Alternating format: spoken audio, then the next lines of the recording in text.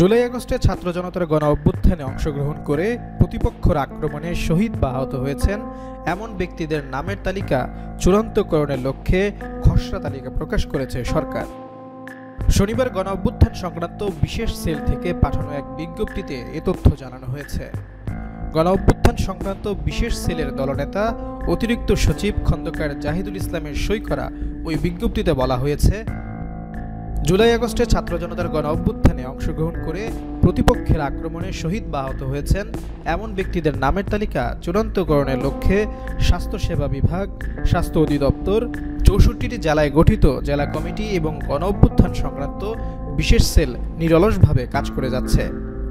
এরই অংশ হিসেবে শহীদ এবং আহত ব্যক্তিদের তালিকা চূড়ান্তকরণের লক্ষ্যে প্রথম ধাপের খসড়া তালিকা গণ অভ্যুত্থান সংক্রান্ত বিশেষ সেলের ওয়েবসাইটে প্রকাশ করা হয়েছে। প্রথম ধাপের উল্লিখিত খসড়া তালিকা দুটি আগামী ২৩ ডিসেম্বর পর্যন্ত সর্বসাধারণের জন্য উন্মুক্ত থাকবে।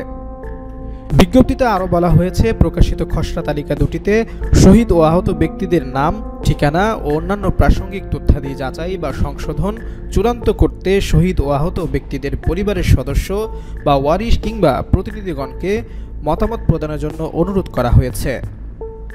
এই প্রকাশিত তালিকার বিষয়ে কারো কোনো মতামত বা পরামর্শ থাকলে অথবা সংযোজন বা বিয়োজন করার মতো যুক্তিসঙ্গত কোনো তথ্য থাকলে তা আগামী ২৩ ডিসেম্বরের মধ্যে গণ অভ্যুত্থান সংক্রান্ত বিশেষ সেলের ইমেইলে পাঠানোর জন্য অনুরোধ করা হয়েছে।